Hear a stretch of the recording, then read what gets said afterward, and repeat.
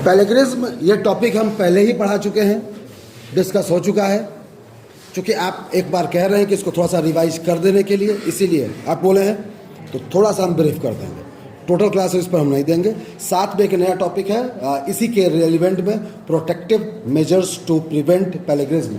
समझ में तो ये बात आ चुकी है कि अगर पैलेग्रिज्म या चोरी आपके डॉक्यूमेंट के साथ या डिजिटल प्रॉपर्टी के साथ होती है या नहीं होनी चाहिए, तो उसके लिए एक डिजिटल प्रॉपर्टी होल्डर या कैरियर उसको प्रिवेंशन के लिए क्या स्टेप्स लेगा। मतलब अगर हमारे पास फिजिकल प्रॉपर्टी है तो हम क्या मेजर्स रखते हैं जिससे कि हमारी संपत्ति या हमारे धन में कोई दिक्कत नहीं आए या चोरी चकारी नहीं हो।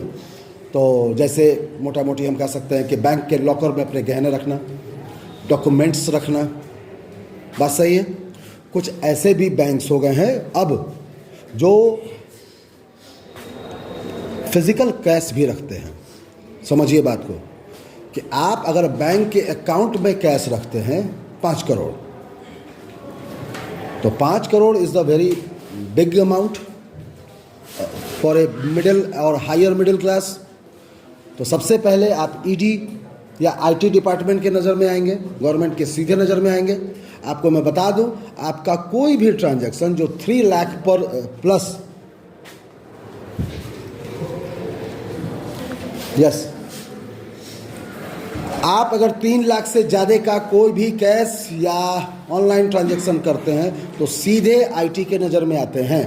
क्योंकि 3 लाख के ऊपर कोई भी ट्रांजैक्शन, मतलब बाइक खरीद लिए या कार खरीद लिए, कोई प्रॉपर्टी खरीद ली, अगर ऑनलाइन हुआ तो बैंक इमीडिएट आपके इस ट्रांजैक्शन को इमीडिएट ईडी डिपार्टमेंट को ऑटोमेटिक ट्रांसफ़र कर देगा बैंक का मैनेजर कि सर ये ट्रांजैक्शन हुआ है, अब आप देख लीजिए। वो 3 लाख से ऊपर की कोई भी सैलरी या कोई भी होगा तो आपसे क्वेश्चन करेगा, क्योंकि 3 लाख का आपका पास टैक्स जमा है कि नहीं इस साल का, इस साल के अर्निंग का। तो 5 करोड़ तो बहुत बड़ी बात हो गई। तो कुछ प्राइवेट बैंक्स, खास करके बॉम्बे, महाराष्ट्र, मुंबई, बेंगलोर में कुछ ऐसे लॉकर्स भी हैं, अगर हम अकाउंट में रखते तो उसका इंटरेस्ट भी मिलेगा। एक बहुत अच्छी बात है, इंटरेस्ट मिलेगा, 4% या 3% मिलेगा। लेकिन आप डायरेक्ट ईडी के भी तो कंट्रोल में आएंगे। 5 करोड़ आपके पास आया कैसे आया, तो आप उसका टैक्स क्या है, सिर्फ टैक्स जमा कर दिया और बच जाइएगा, ऐसा नहीं। आपकी आमदनी, आप एक टीचर हैं, आपकी तनख्वाह 20,000 रुपये या 40,000 रुपये है और आपके पास 5,000 करोड़ की संपत्ति आई कैसे, आपको ये बताना पड़ेगा, वो भी लीगल डॉक्यूमेंट के साथ। ये नहीं कि है मेरे पास है, हम टैक्स जमा कर दिए, मुझसे मत पूछो।